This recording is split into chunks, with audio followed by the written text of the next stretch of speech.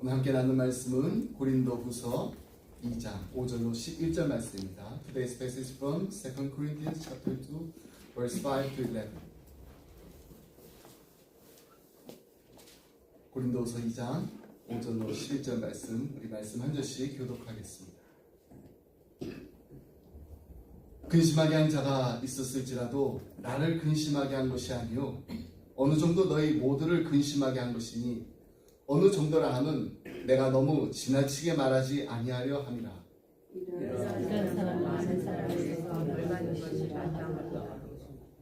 그런즉 너희는 차라리 그를 용서하고 위로할 것이니 그가 너무 많은 근심에 잠길까 두려워하노라.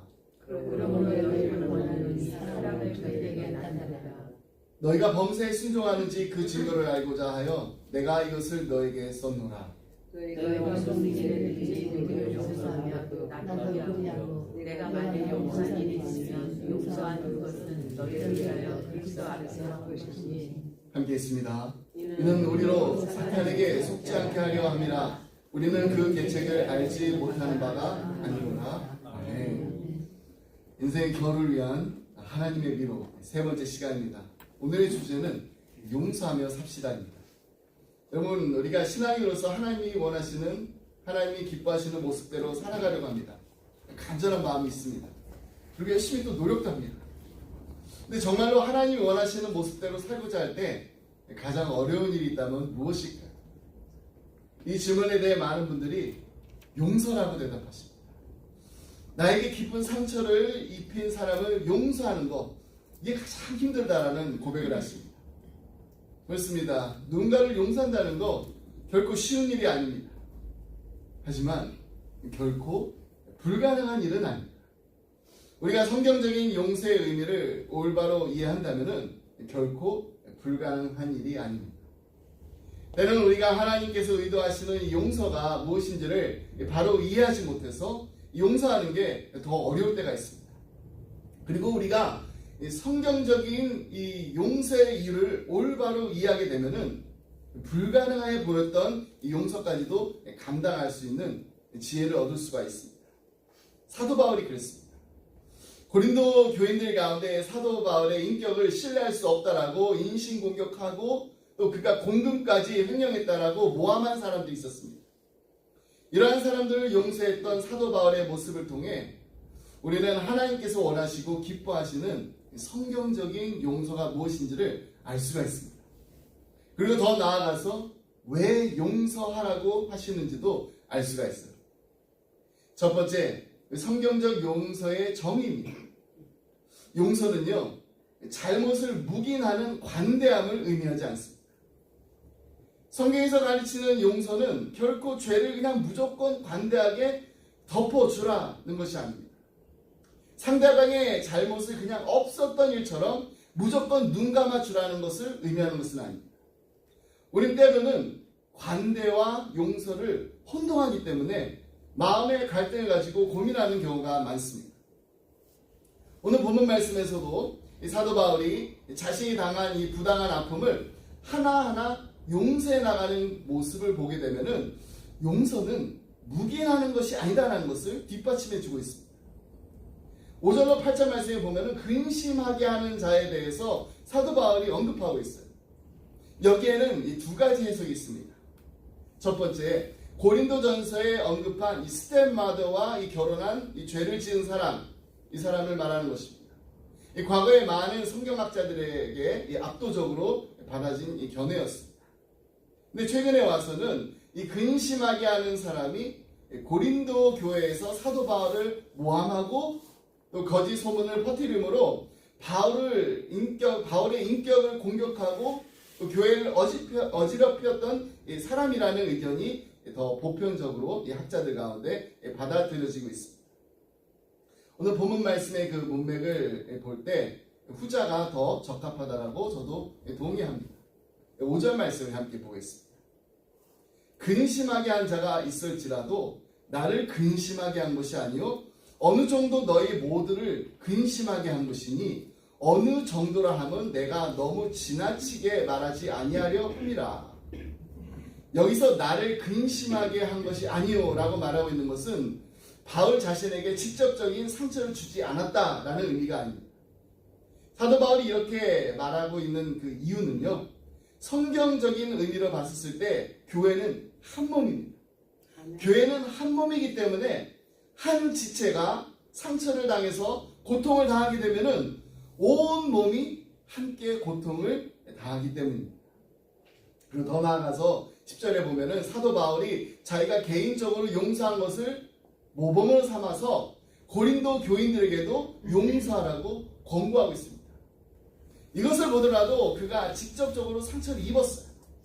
그리고 용서를 해줘야 되는 당사자라는 것을 말해주고 있습니다. 근데 여기서 우리가 놓치지 말아야 될 것이 있습니다. 사도 바울의 용서가 진정한 회개가 있은 후에 일어났다는 것입니다. 6절로 7절 말씀입니다. 이러한 사람은 많은 사람에게서 벌받는 것이 마땅하도다. 그런즉 너희는 차라리 그를 용서하고 위로할 것이니 그가 너무 많은 근심에 잠길까 두려워하노라. 이 개역개정 이 성경을 제가 읽어드렸는데요. 이 개역개정의 이 번역보다는 새 번역을 이렇게 읽게 되면 더 이해하기가 쉽습니다. 여러분 대다수는 그러한 사람에게 이미 충분한 벌을 내렸습니다. 그러니 여러분은 도리어 그를 용서해주고 위로해줘야 합니다. 그 사람이 지나친 슬픔에 짓눌리는 일이 없도록 해야 합니다. 사도 바울을 거짓말로 모함하고 상처를 준 사람이 이미 교회의 징계를 받아들이고 회개했다는 사실을 말해주고 있는 것입니다. 이처럼 성경이 말하는 용서는 그냥 죄를 덮어주고 묵인하는 것이 아닙니다. 조금도 자신의 그 잘못을 인정하지 않고 회개도 하지 않은 경우에도 그냥 좋은 게 좋은 거니까 덮어주자 하는 것은 성경에서 가르치는 용서가 아닙니다. 예수님도 이 동일한 원칙을 강조하셨습니다. 누가복음 17장 3절 말씀입니다. 너희는 스스로 조심하라. 만일 내 형제가 죄를 범하거든 경고하라. 책망하고 회개하거든 용서하라고 했습니다. 요한복음 8장에 나오는 가늠하다 잡혀온 그 여인에게 예수님께서는 죄 없는 자가 먼저 돌로 치라고 하셨습니다.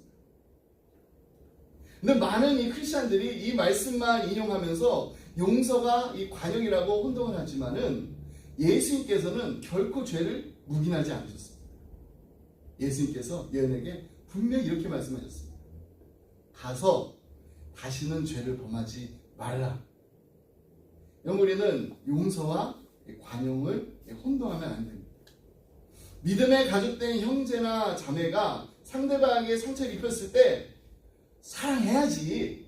사랑해야 된다 이 미명 아래 그냥 무조건 다 덮어주고 받아줘야 한다고 혼동하는 경우가 종종 있습니다.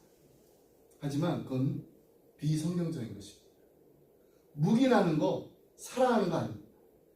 아무리 없었던 것 같이 침묵하면서 가만히 있는 거 용서하는 거 아닙니다. 잘한 것은요, 잘했다라고 칭찬하고 격려해야 됩니다. 그런데 잘못한 것은 잘못했다라고 인정하고 또 받아들여야 됩니다. 성경적인 용서의 전제 조건은 바로 회개입니다. 근데 여기서 우리가 한 가지 질문을 할 수가 있어요. 만일 가해자가 잘못을 했는데 그 잘못을 인정하지 않을 경우 상처 입은 사람은 어떻게 용서를 할 수가 있나요? 그럼 우리가 살아가면서 용서의 문제로 고심하는 그 많은 경우가 가해자가 잘못을 인정하고 또 용서를 구해야 되는데 그렇지 않은 경우가 더 많을 때가 있습니다. 그렇지 않나요?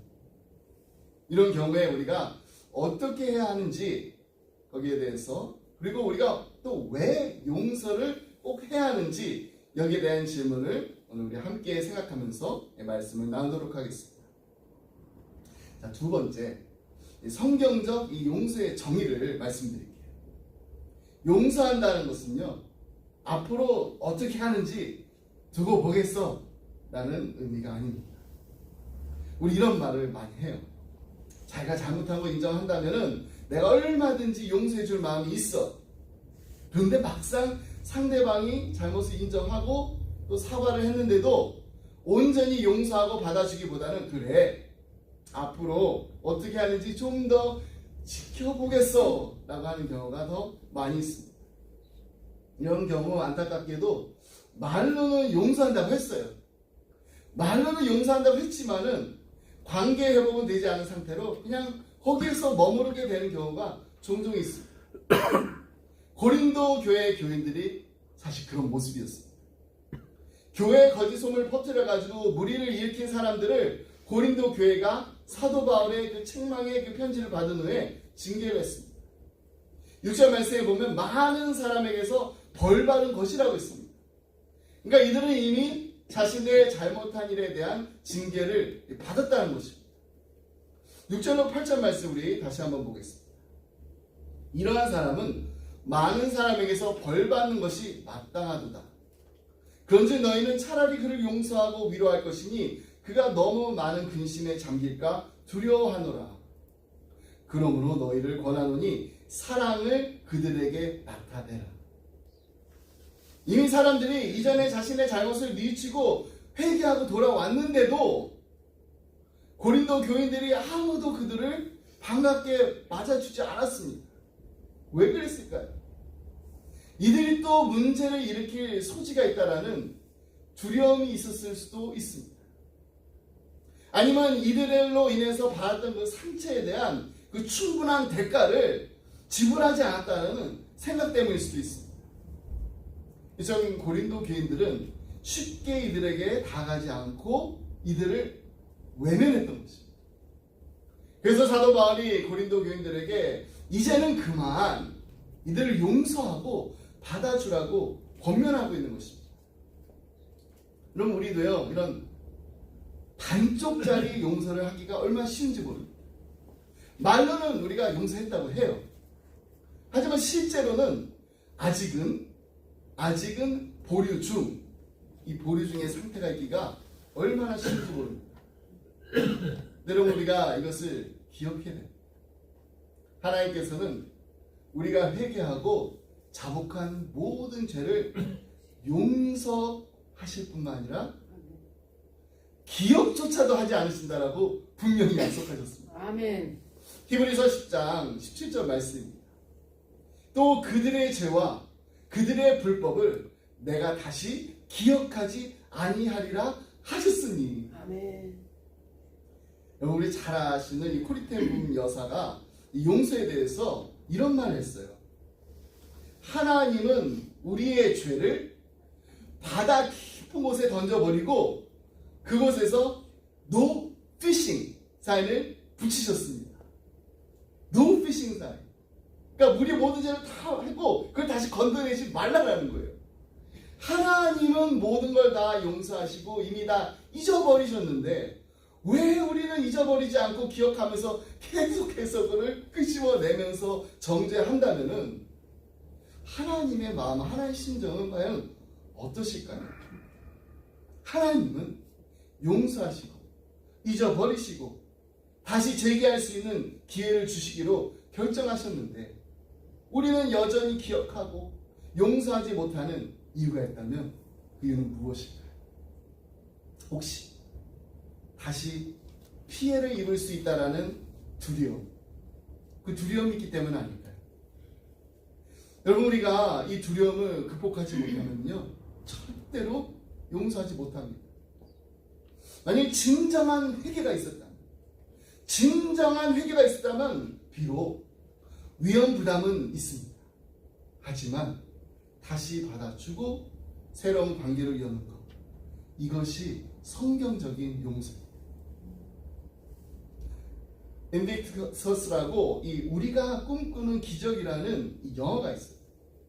이 모건 프리먼이 이 넬슨 그 만델라로 그 열언을 한 영화입니다. 용서의 파워, 진정한 리더의 모습, 어떤 것인지를 생각하게 하는 영화입니다. 남아프리카 이 공화국이 이제 오랜 그 인종 분쟁이 있었습니다. 근데 이 인종 분쟁의 그 아픔을 겪은 후에 최초 흑인 대통령으로 선출된 넬슨 만델라 대통령이 분열된 그 나라를 하나가 되게 하는데 이 럭비라는 운동을 통해서 회복시켜 나가는 이 과정을 영화로 만든 것입니다.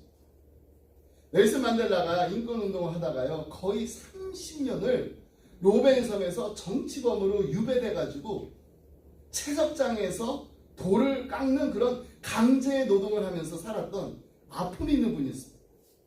근데 대통령으로 선출됐어요. 대통령으로 선출된 후에 자기를 구속해서 로벤 섬으로 유배 보낸 그 특수정보부에 속한 사람들을 자신의 경호원으로 임명합니다. 과연 가능할까요? 그때 사실 만델라를 아꼈던 많은 사람들이 얼마나 반대인지 모릅니다. 우리를 구속하고 우리를 감옥에 쳐넣은 그런 정보부에 속했던 사람을 어떻게 우리가 믿고 신뢰할 수 있습니까? 그들이 또 당신에게 다시 이 총뿌리를 돌리지 않는다라는 거 어떻게 누가 보장할 수 있겠습니까? 이렇게 반대했을 때 만델라 대통령이 이렇게 대답했다. 오직 용서만이 두려움에서 우리를 자유롭게 합니다. 자신을 경호하는 백인 경호원이 자신에게 언제 또 총뿌리를 돌릴 수 있다라는 그런 두려움을 가질 수 있었는데도 그 두려움을 그는 용서로서 이겼던 것입니다. 그리고 마침내 이 두려움을 극복하게 한 용서가 남아프리카 공화국을 치유하고 하나됨으로 회복할 수 있게 했습니다. 우리 모두에게 너무나도 도전이 되는 이야기입니다. 과연 이렇게 할 수 있을까? 나라면. 우리의 현실과는 너무나도 어떻게 보면 동떨어진 이야기라고 우리 충분히 말씀하실 수도 있어요. 넬슨 만델라 같은 그런 위치에 있는 사람들은 위험이 따르는 그런 대가를 지불하더라도 용서해야 될 어떤 그런 대외적인 명분이 있습니다. 우리 나라를 하나 되게 됩니다. 또 그리고 용서하기 위해서 이 지불할 대가보다 돌아오는 또 보상이 훨씬 더 클 수도 있습니다. 그래서 사람들의 이 관심도 끌게 되고 하지만 대부분의 우리의 경우는 그렇지가 않잖아요. 나에게 아픔을 주고 나에게 상처 입힌 사람을 용서했다라고 해서 누가 알아주는 사람 없습니다. 어쩌면은 그렇게 했다가 다시 한번 희생을 해야 할 수도 있어요. 근데 굳이 꼭 용서를 우리가 해야 하는가? 용서하고 화해하는 게 꼭 필요한가? 이런 질문을 가질 수가 있습니다. 그렇다고 왜 성경은 우리에게 용서를 명령하고 있는 것입니다. 명령하고 있는 것입니다. 왜 우리 주님께서는 용서가 꼭 필요한 것이라고 말씀하셨던 것입니다. 이제 그 이유에 대해서 함께 말씀을 나누도록 하겠습니다.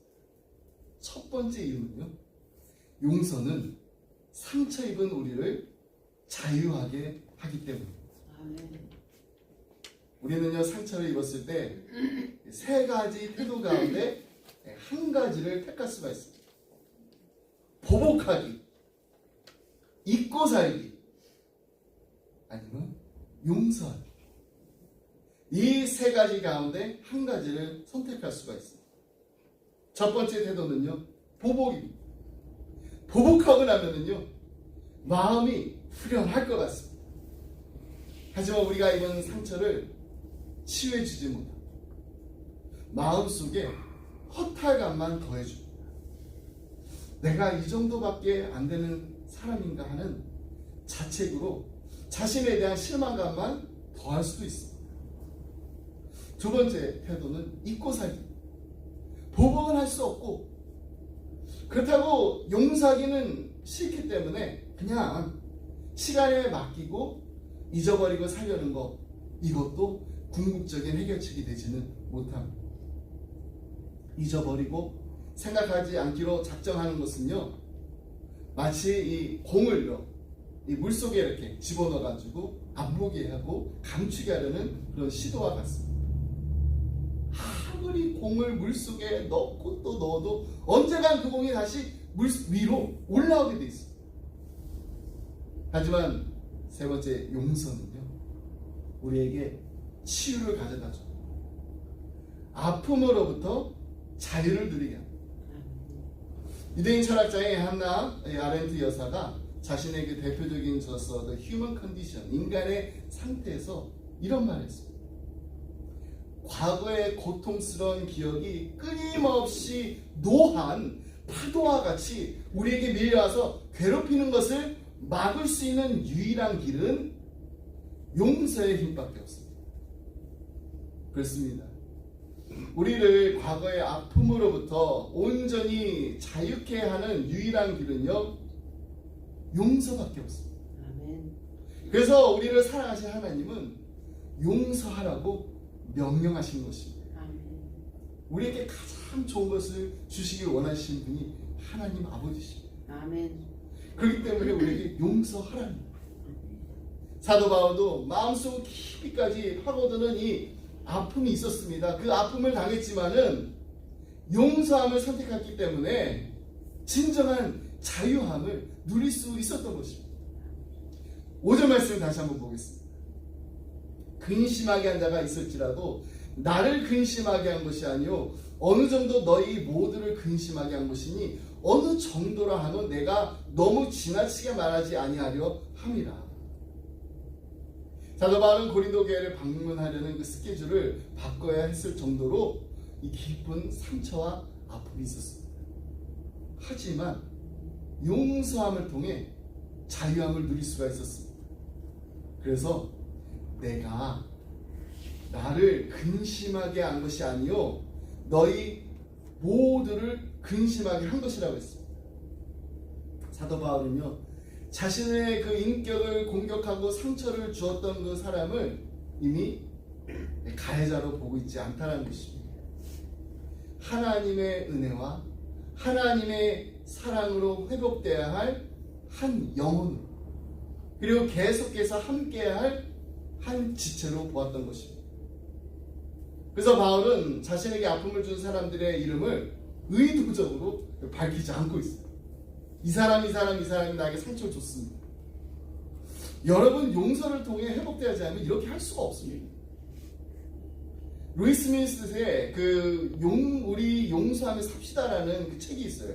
Forgive and Forget이라는 그 책인데 여기에 보면 우리에게 아픔을 준 사람을 완전히 용서하는 그 자리까지 이르게 하는데 4단계를 거쳐야 된다. 첫 번째는 hurting, 상처를 받았습니다. 두 번째는 hating, 미움이 있습니다. 상처받게 미워하는 마음이 생겨요.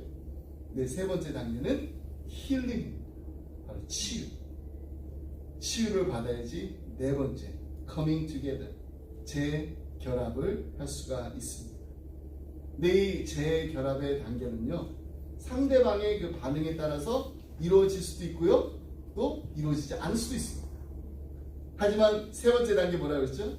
네, healing, 이 치유는요 상대방의 태도와는 상관이 없습니다. 나의 결정으로 전적으로 이것이 되고 안 되고 합니다. 이 세 번째 단계까지 가면은 완전한 용서가 이루어집니다. 완전한 용서가 이루어져 가지고 치유가 일어나게 되면은 우리의 삶에는 두 가지 변화가 생깁니다. 첫 번째, 무관계 형상이라고 이 과거에 나에게 고통을 준 그 사건이 있습니다. 근데 과거에 나에게 고통을 준 그 사건이 이제 현재 그 사람을 어떻게 생각하는가, 이거와 아무런 관계가 없는 상태가 된다는 것입니다. 한마디로 말해서 우리 쓴뿌리가 다 없어진다. 두 번째는요, 나에게 아픔을 입힌 사람의 그 형편을 이제 생각하게 된 것입니다. 오히려 그 사람이 잘 됐으면 하는 그런 마음이 생기기 시작하면은 온전한 힐링이 일어난 것입니다.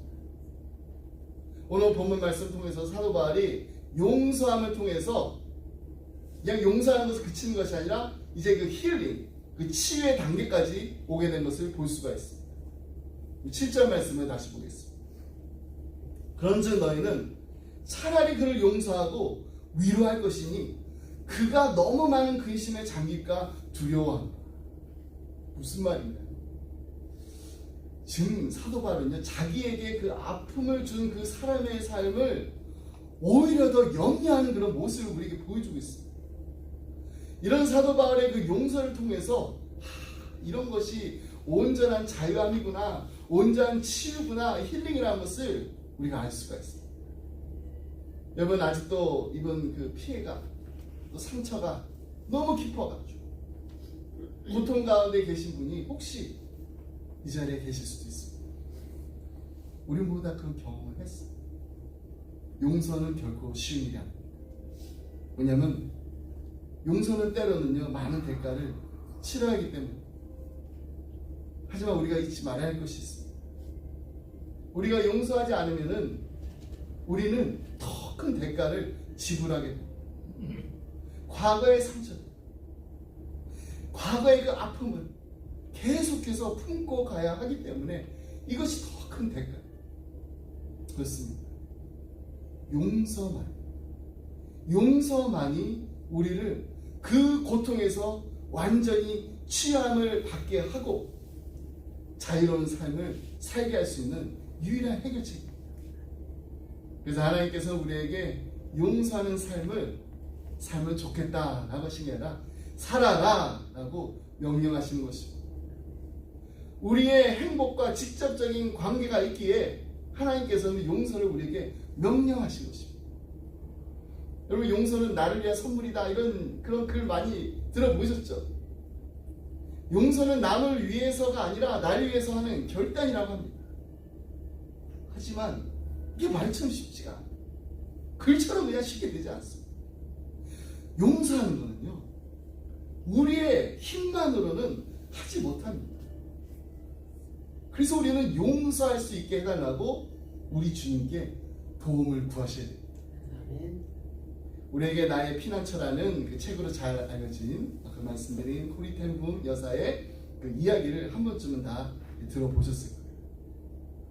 자신과 자신의 그 사랑하는 사람들을 정말 비인간적으로 다뤘던 이 나치 친위대를 향한 이 복수심, 그 복수심을 극복한 다음에 용서와 화해 메시지를 전하면서 유럽을 이렇게 다녔다고.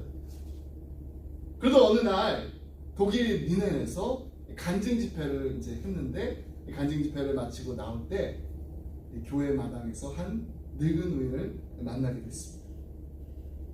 그는 수용소에서 많은 보초들이 지켜보는 현장에서 여자들에게 옷을 벗기고 또 이를 잡게 하고 막 여성들을 막 조롱했던 그런 친위 대원 중에 한 사람이 있습니다. 콜텐 여사가 그 사람 기억하고, 이 남자 교회 마당에서 만면의 웃음을 띠고 다가와서 인사를 하면서 이렇게 말합니다. 오늘 나누신 말씀이 너무 참 은혜가 왔습니다. 당신이 말했듯이 예수님은 우리의 모든 죄를 다 씻어주셨습니다. 그냥 예수님이 우리의 모든 죄를 다 씻어주셨습니다 했는데 당신이 말했듯이 이렇게 말해요. 이렇게 말한 뒤에 악수를 청하면서 이렇게 손을 내미는데 이 콜텐붐 여사가 이 팔이 마치 그냥 얼어붙은 것처럼 꼼짝도 하지 않습니다. 독일 군대라는 그 그룹 무리는 용서했습니다. 그래서 정말 온전한 용서가 이루어졌구나라고 생각을 했는데 막상 자기에게 치욕적인 그런 상처를 준 당사자를 만나게 되니까 용서하고 받아주는 거, 이게 너무나도 어려웠던 것입니다. 그래서 나지막한 소리로 탄식의 기도를 토해냈습니다. 예수님, 전 절대로, 전 도저히 용서하지 못하겠습니다. 주님이 용서할 수 있게 도와주세요. 그때 콜텐붐 여사는요, 모든 사람의 모든 죄를 용서하신 그 예수님의 손길이 자신을 감싸주는 것을 느꼈다. 그리고 용서가 필요하기에 그녀에게 손을 내밀고 용서를 구한 한 불쌍한 노인을 볼 수 있게 되었습니다. 더 이상 그는 그에게 가해자가 아니었습니다. 그래서 그의 내민 손을 잡을 수가 있었습니다. 여러분, 용서한다는 거 이거 말처럼 쉽지가 않습니다. 우리가 들었던 어떤 그런 이야기들처럼 용서한다는 거 쉽지가 않아요. 그러나 용서함 없이는 우리의 그 아픔과 우리의 상처로부터 결코 자유로워질 수가 없습니다. 그래서 우리 기도해요. 하나님의 도움을 구해요. 하나님 도와주세요. 하나님의 눈으로 나에게 상처를 준 그 사람을 바라볼 수 있게 달라고 우리 기도해요. 우리가 기도하면 하나님께서 그 사람을 바라보는 나의 눈을 먼저 변하게 하시고 용서할 수 있는 힘을 주실 줄 믿습니다. 두 번째로 우리가 용서해야 되는 이유는요, 우리는 하나님의 용서를 받은 자들이기 때문입니다. 성경은 형제를 용서함이 하나님께서 우리를 용서하심에 대한 합당한 태도라고 계속해서 강조하고 있습니다. 마태복음 18장에 보면은 베드로가 예수님께 이런 질문을 합니다. 주여, 형제가 내게 죄를 범하면 몇 번이나 용서해 주리까? 베드로가 뭐라고 얘기하나요? 7번까지 하오리까? 베드로는 당시에 그 율법이 요구하는 3번의 그 용서보다 2배가 넘는 7번이면 충분하지 않겠습니까? 이렇게 예수님께 물었을 때 예수님의 답은 7번뿐만 아니라 70번씩 7번이라도 하라고 했습니다. 이것은요, 70 곱하기 7 해가지고 490번 해라 라는 말씀이 아니라 무한정 용서라는 것입니다. 무한정. 그러면서 예수님께서는 그 이유를 비유를 들어서 말씀해 주십니다. 어떤 주인이 결산을 할 때 자신에게 10,000달란트를 빚진 종이 있다는 걸 알게 됐습니다. 이 종이 진 빚이 정말 자기의 몸, 아내, 자식 모든 소유를 다 팔아도 갚을 길이 없는 그런 엄청난 빚입니다. 그래서 주인은 그 종을 정말 불쌍히 여겨가지고 그 빚을 다 탕감해 줬습니다. 그런데 이 탕감받은 종이 자유함을 얻고 돌아가다가 자기에게 100데나리온의 그 빚을 진 그 동료를 만나게 됩니다. 그러면서 그에게 빚을 갚으라고 합니다. 근데 이 친구가 빚을 갚을 능력이 없었어요. 그래서 기회를 달라고 시간을 달라고 이렇게 간청을 했는데, 하지만 결국엔 그를 그냥 감옥에다 넣어버렸어요. 이것을 본 그 동료들이 주인에게 이 사실을 알렸고, 주인은 그 종에게 이렇게 말했습니다. 마태복음 18장 32절로 33절 말씀. 이에 주인이 그를 불러다 말하되, 악한 종아, 네가 빌기에 내가 네 빚을 전부 다 탕감하여 주었거늘 내가 너를 불쌍히 여김과 같이 너도 내 동료를 불쌍히 여김이 마땅하지 아니하냐. 결국 빚을 다 갚을 때까지 그 종을 감옥에 그냥 넣어버렸습니다. 사실 10,000달란트 100데나리온, 이거 어마어마하게 차이나는 금액입니다. 당시 한 데나리온은요, 건강한 남자의 하루 품삯이에요. 그러니까 1달란트인데 이 1달란트는 6,000데나리온. 그러니까 10,000달란트는 정말 상상할 수조차 없는 그런 큰 금액이었습니다. 그러니까 10,000달란트 곱하기 6,000데나리온은 6천만 데나리온. 우리가 한번 계산해 보면은요, 금액으로 계산하고 날수로 한번 날로 계산해 볼게요. 365일 중에 우리가 이제 주일 빼고 공휴일 빼고 뭐 식데이가 있으면 식데이 빼고 한 300일 정도 일한다고 하면은 20만 년을 매일 벌어서 한 푼도 쓰지 않고 모아야 되는 액수입니다. 20만 년. 근데 이 용서받는 자가 자기의 친구 빚진 자에게 받아야 될 돈이 고작 100데나리온. 100데나리온, 한 데나리온 하루 품삯입니다.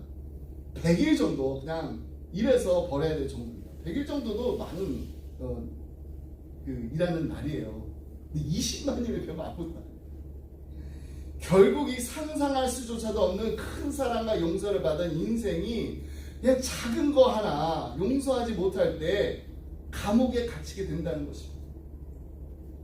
생명이 없고 미래가 없고 영원한 형벌을 받을 수밖에 없었던 우리가 하나님의 아들 예수 그리스도로 말미암아 모든 죄가 다 탕감되어서 용서받았다는 것은 이 세상의 어떤 것으로 갚을 수가 없는 것입니다.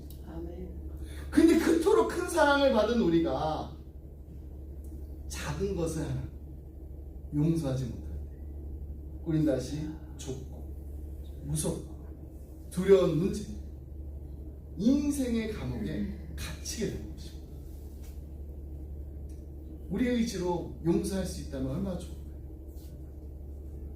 우리 용서해야 된다고 70번씩 7번이라 용서해야 된다고 머리로는 분명히 알고 머리로는 마음으로 머리로는 알고 있지만은 이 마음으로 솔직히 용서가 되지 않습니다. 그럼 그럴 때마다 먼저 우리 하나님 앞에 나와요.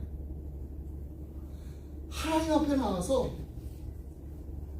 나는 얼마나 큰 용서를 받은 자라는 그 사실을 다시 한번 기억해야 돼요. 그리고 날마다 우리에게 아픔을 주고 고통을 준 그 사람들, 사건들, 이런 것들 다 씻어내고 너는 그냥 과거로 흘러보내야 돼. 여러분, 그렇게 하지 않으면 우리의 삶은 결코 행복해질 수가 없습니다.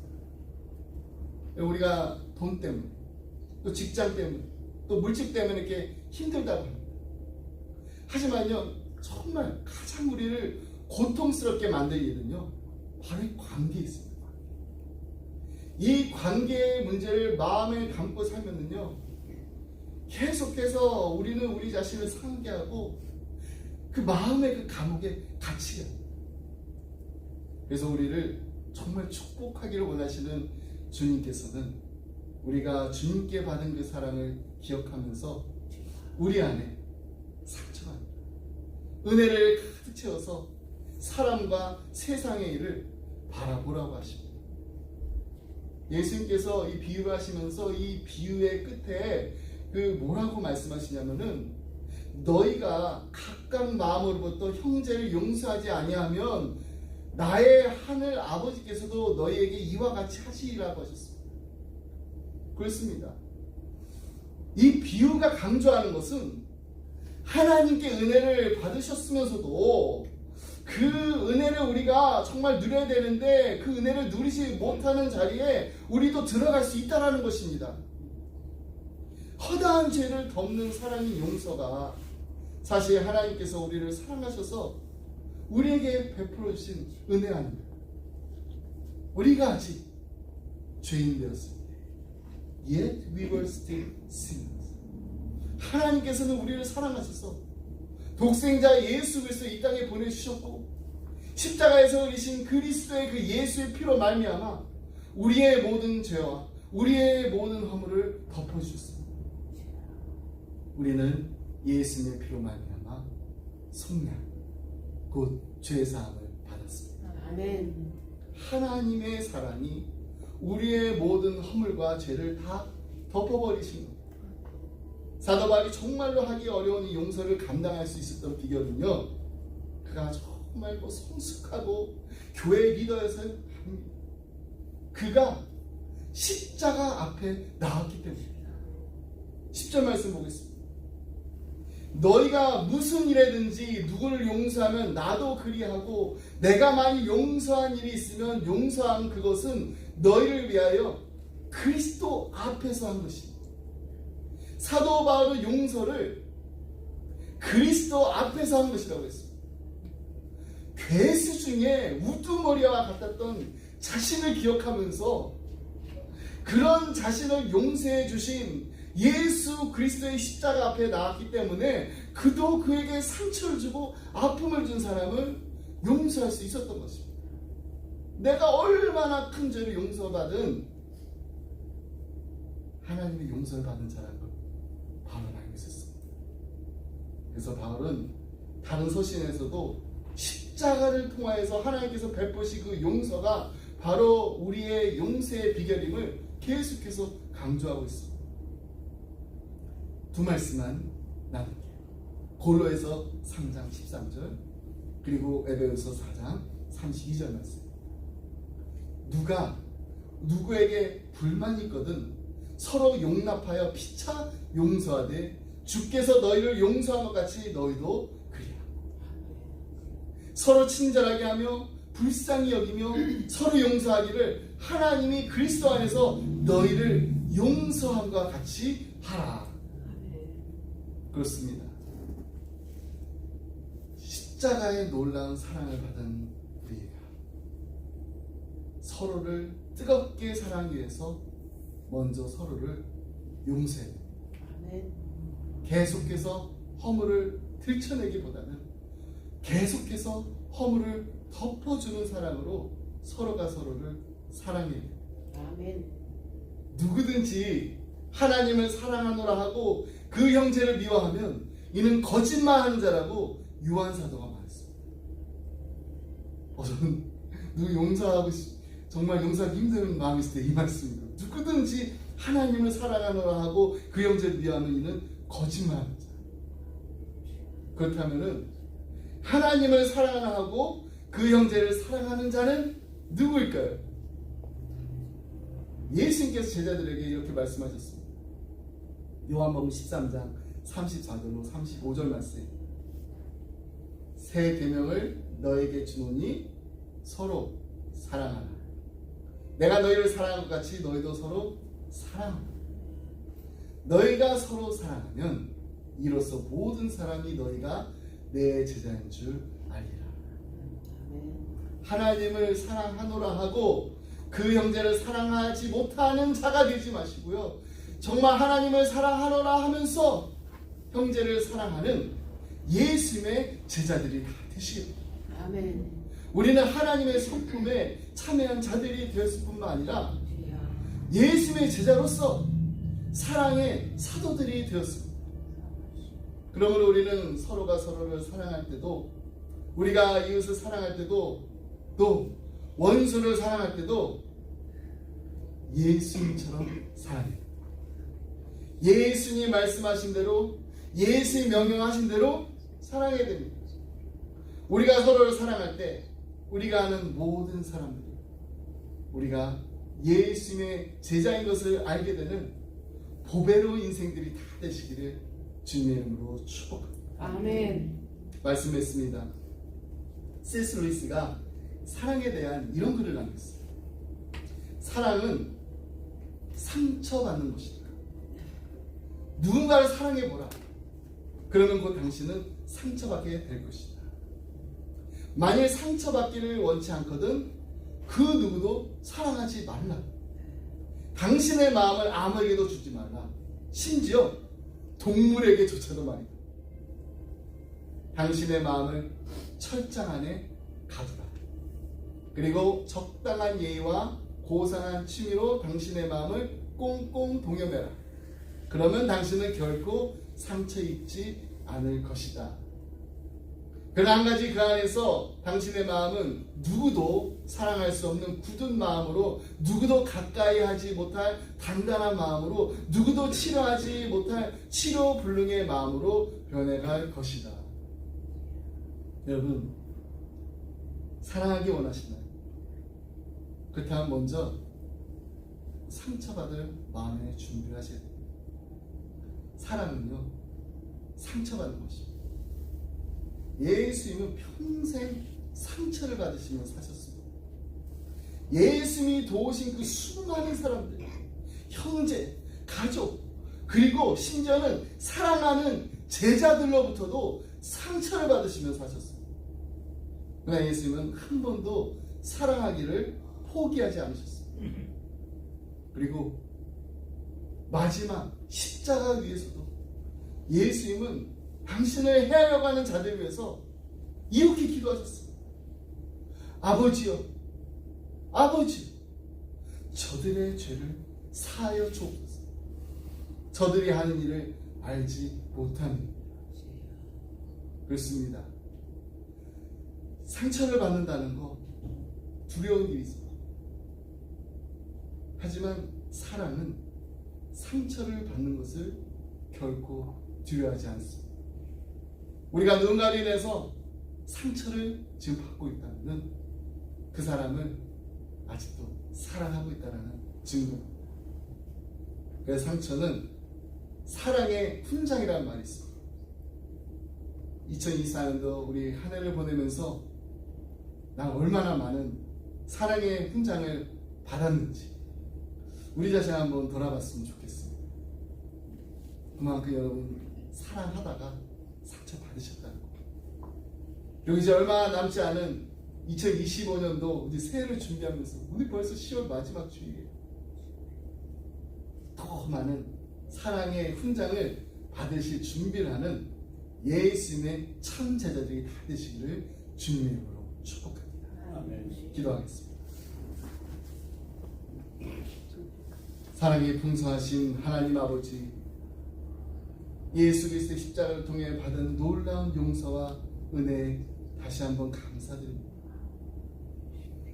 우리에게 값없이 베풀어 주신 그 크신 사랑을 기억하며 이제 우리도 다른 사람들을 용서할 수 있는 마음을 허락해 주시옵소서.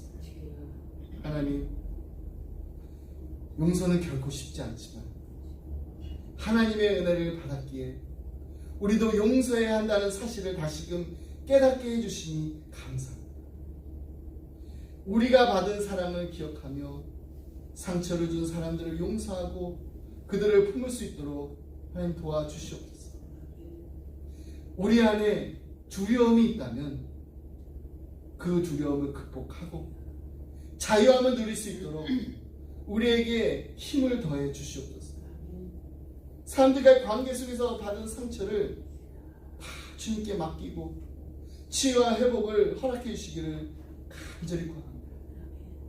예수님께서 십자가에서 아버지, 저들의 죄를 사하여 주옵소서라고 기도하셨듯이 우리도 동일한 마음으로 용서의 삶을 살 수 있게 하여 주시옵소서. 우리가 진정으로 주님의 제자로서 서로가 서로를 사랑하고 그 사랑을 세상에 전할 수 있도록 하나님 도와주시옵소서. 주님, 이 시간 사랑하는 우리 자녀들 위해서 기도합니다. 이들의 주님의 사랑을 깊이 깨닫고 용서하는 삶을 살아가는 사람들이 다 되게 하여 주시옵소서. 이들이 예수님의 마음을 품고 다른 사람들에게 상처를 받았을 때도 주님의 은혜로 용서할 수 있는 성숙한 믿음으로 이들이 성장할 수 있도록 하나님 도와주시옵소서. 이들이 주님의 말씀 안에 날마다 자라게 하시며 사랑과 용서를 실천하며 살아가게 하여 주시옵소서. 주님의 인도하심을 따라서 예수님의 빛을 세상에 전하는 자들이 되게 하시고 이들의 삶 속에서 주님만이 주실 수 있는 참 평안과 주님의 풍성하신 사랑이 가득 넘치게 하여 주시옵소서. 이 모든 말씀 우리 사랑하신 예수 그리스도 이름으로 기도드립니다. 아멘. 아멘. 자, 찬양을 함께 주동 부르겠습니다. Let us sing the Lord's Prayer song.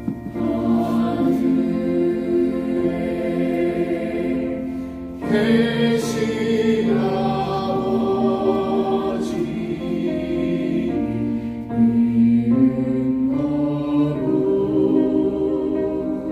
거룩하사 주님 나라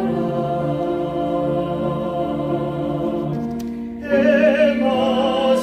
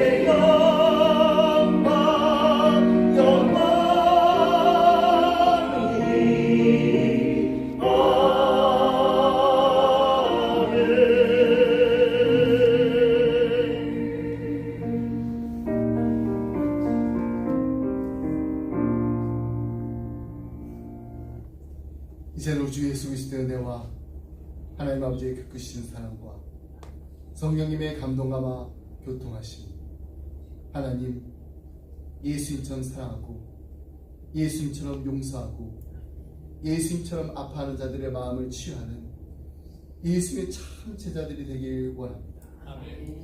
간절한 마음으로 기도하며 주님만을 바라보며 주님만을 의지하는 사랑하는 성도들과 가정과 생활 위에 그 주님의 몸된 교회 위에 지금부터 영원토록 함께 하시길 간절히 축원하옵나이다. 아멘.